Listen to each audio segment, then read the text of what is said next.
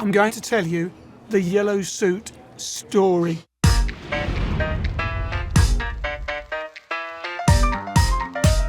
Jive Aces.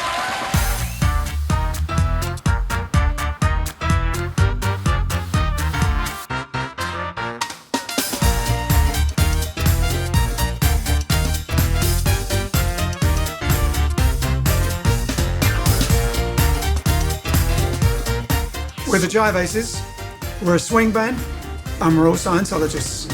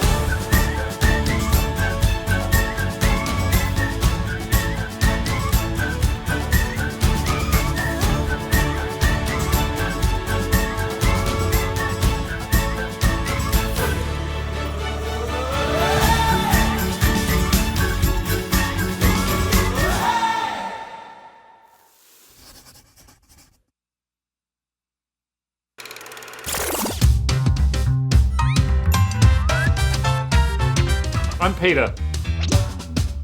I play the drums. I'm Ken. I play the double bass. I'm John. Play tenor saxophone. I'm Ian, and I'm the singer, trumpet player and ukulele player of the Jive Aces. I'm Alex. I've been playing this for quite a few years. I'm Vince. I'm the piano player.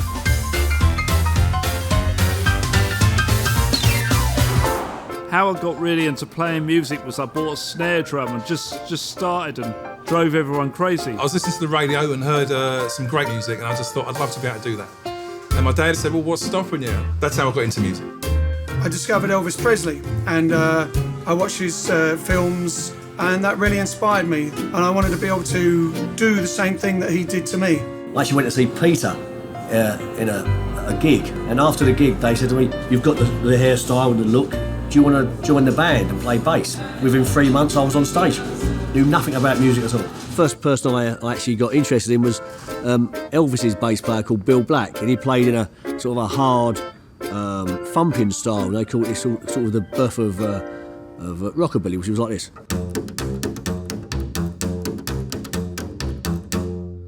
And that was used because a lot of times people they didn't use in country music, they didn't use drums, so it'd be the bass that would hold the rhythm together with the slap.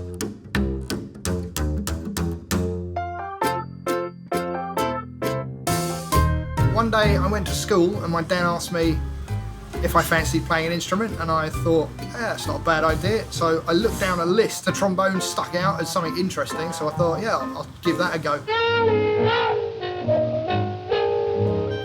Played at school for a few years, and then played in the, when I went to college, I played in the college jazz band and orchestra. Then I met these guys, and they wanted a trombone player because they'd always loved the music of Louis Prima, but had never had a trombone player, and part of his lineup, in his six-piece lineup in the 50s, the trombone was quite prominent, the trombone and saxophone together specifically, and that was quite a unique sound that they made. So I just went along to a couple of gigs, didn't really know what I was doing, but fumbled my way through it. Luckily I was not rubbish, so rubbish that they didn't want to have me back, so then I just kind of learned from there, and they took me on. I was 17 at the time, and I've been with the band for 21 years now. One of the first things I ever remember was sitting down at the piano, having a music lesson, and it's something I've been doing all my life. We do stuff like a lot of boogie-woogie, where we'd have the left hand is doing something like this all the way through it.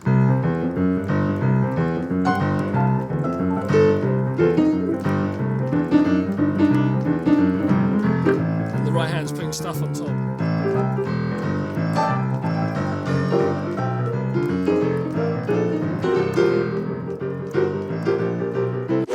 What we play is jive, and it's Jive Aces. We take our style from the roots of swing and jive.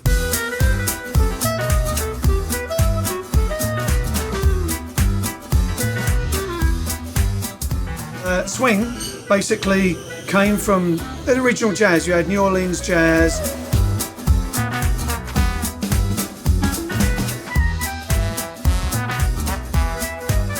You had Glenn Miller, Benny Goodman, and you had people dancing.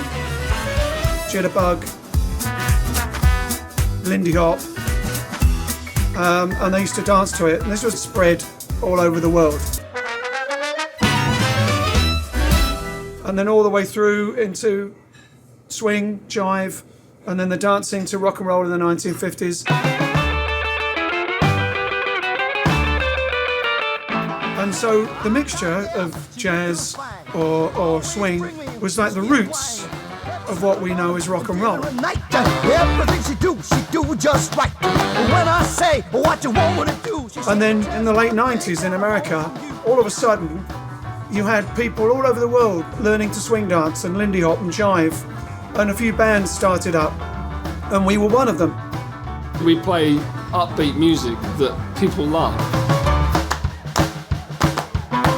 That's what we do with our music videos, bring colour to the world, and that's what we want to do, use our art, use our music, videos, everything to make people happier. With us, without us. With us, without us. That's what we want to do.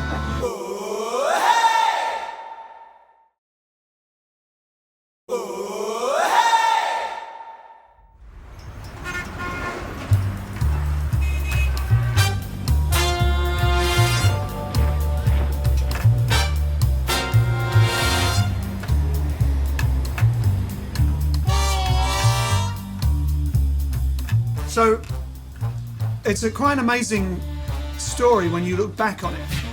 We were these young teenagers, never been out of the country much.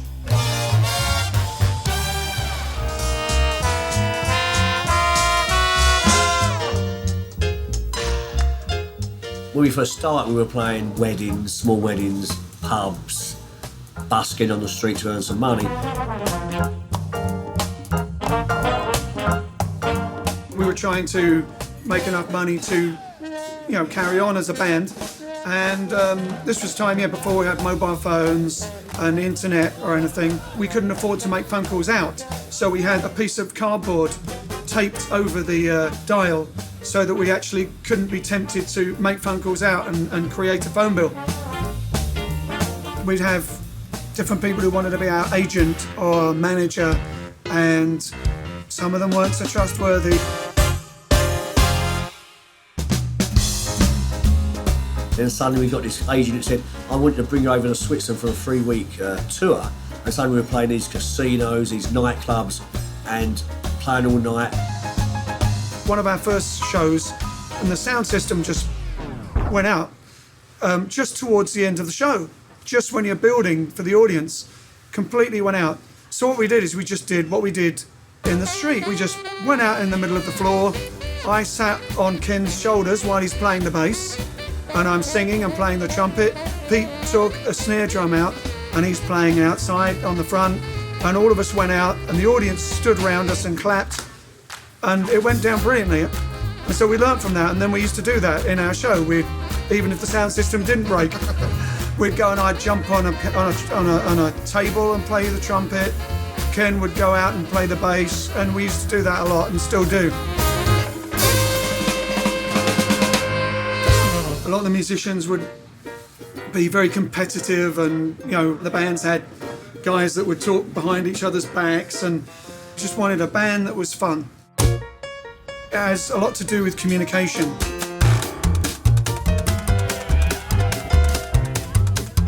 And we eventually found the group of guys that wanted to do that, and as a band we've now been together for 20 years. And I don't know many bands that have been together that long, still got on with each other, spent 12 hours in a band together, traveling through different countries.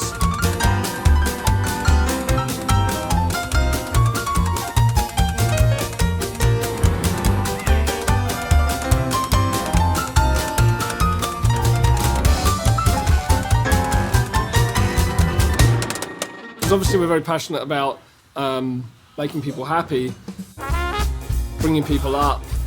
Some guy came up to us, took us aside and said, our life was at an end I was going down the Pan and I walked into a Jive Ace gig, and you guys just brought life and made me think, yeah, there can be happiness in life again. And he said that actually life turned around for him after coming to one of our shows.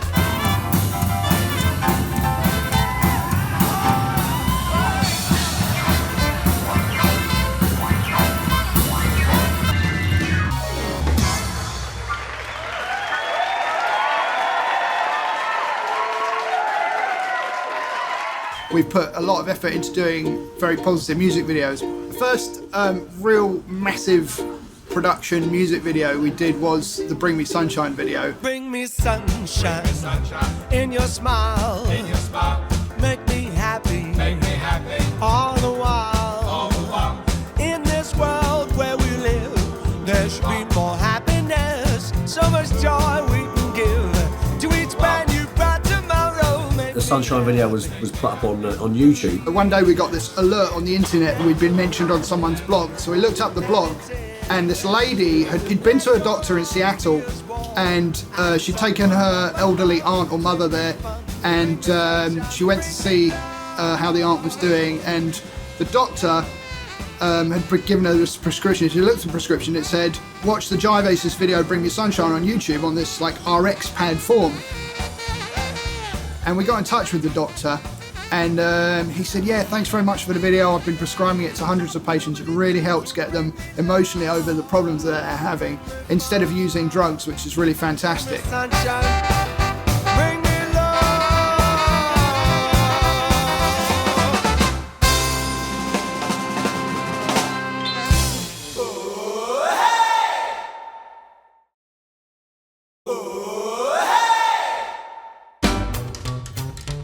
Why the yellow suits?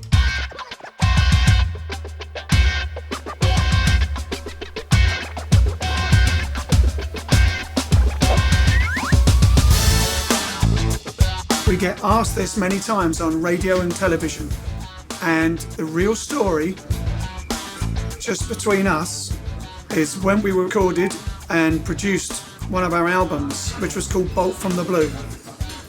We were wearing red suits, and we did a photograph, and when the cover was being produced, the person producing and very nicely creating the cover art, the background was blue because it was called Bolt from the Blue, and they photoshopped our suits to be yellow. And so we got yellow suits for when we released the album. Instantly, the yellow suits became what we were known for. And we realised that basically when you're playing at a big festival, you don't even have the band's name necessarily on the drum kit. People are standing at the back going, wow, this is a good band. And they don't know the name of the band, but they can see you in yellow. And then they might look through the programme or brochure and they see the band in the yellow suits. And we were so famous, we did Lithuania Jazz Festival. 12,000 people, one of our biggest audiences. And the next year we came back and their website was like, the yellow person's return. And people had yellow flags and yellow scarves on and stuff like that. It was like, we were like, wow, this is amazing. And it's really weird because you can be sitting in London having a cup of coffee before a gig and no one recognises us. You get changed and put the yellow suits on and it's like Superman. Suddenly everyone's like, it's the Jive Aces. Suddenly you're recognisable. And then when we did Britain's Got Talent, one of the judges, who's a famous singer, mentioned the fact that we were dressed in yellow and how vibrant that was, and we were a ray of sunshine. And Simon Cowell stood up and they were all boogieing, and Simon Cowell was smiling and stuck his thumbs up and he said, you put me in a good mood.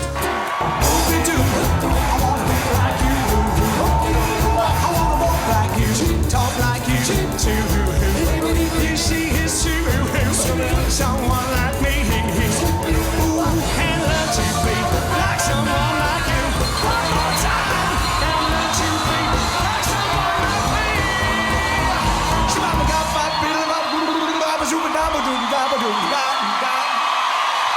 Yeah. So yeah, yellow suits and a yellow ukulele. So the yellow ukulele, it's a happy instrument, and the G here, which normally, if it was a stringed instrument, a guitar or something, you expect this to be lower, but it's actually higher. It just always sounds happy. That's what I like about it. It's got like a...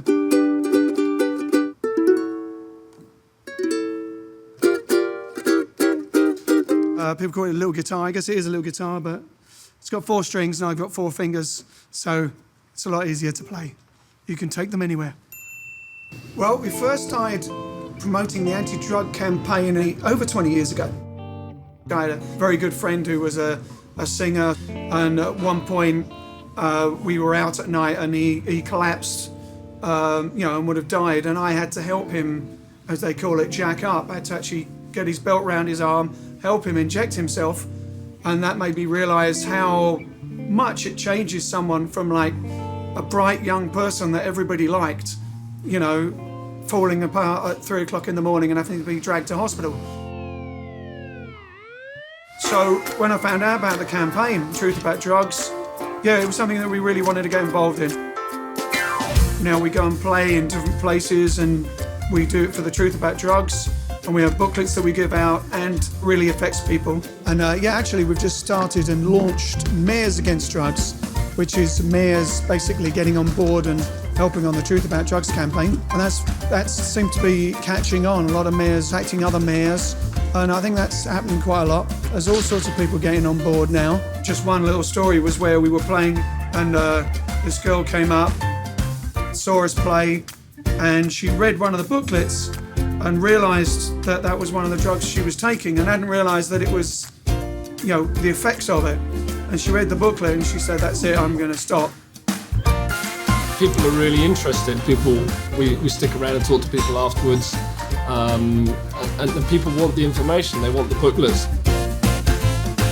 We've promoted the Truth About Drugs campaign all over the place: England, Ireland, Scotland, and Wales. We've been over to Europe, France, Germany, Holland, Italy, and we've done some in the US as well. And it's been town centres, schools.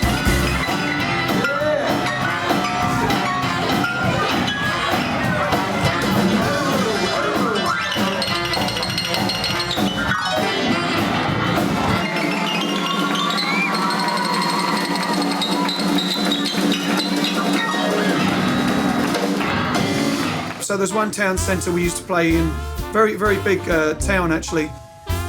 And there'd be lots of young teenagers and school kids and university kids. And first of all, they'd be like, look at us a bit like a bunch of older than us people who are playing not our sort of music, preaching to us about drugs or telling us not to take drugs. Gradually, they started to dance to us and try and jive.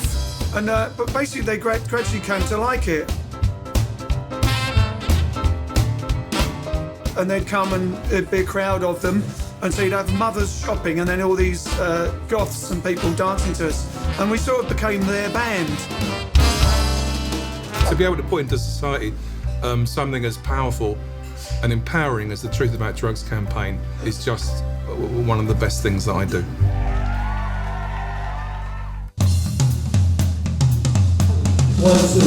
Yeah.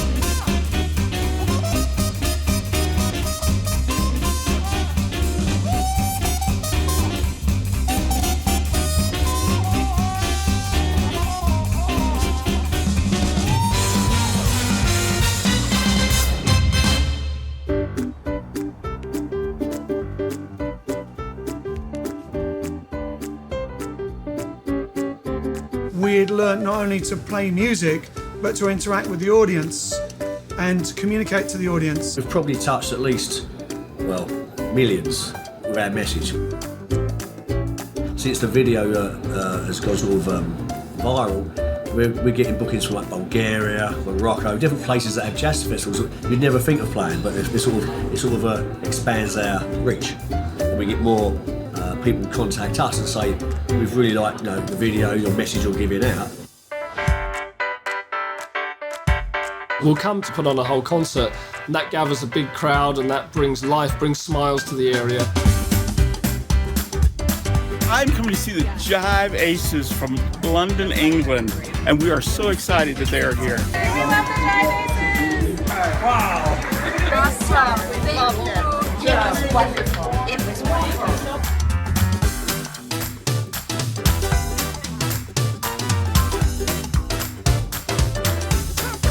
We've won several awards, like a special award from the City of Derry, and also a special award from the Variety Club of Great Britain, which is an entertainers charity, the work we do with charities, specifically with Truth About Drugs, and also a number of awards for our videos that Alex will tell you about. Bring Me Sunshine won a Silver Telly Award and several film festival awards, and some of the other music videos have also won like Best Music Video or Best Positive Video in certain film festivals around the world, from New York to Puerto Rico to California, all over the place.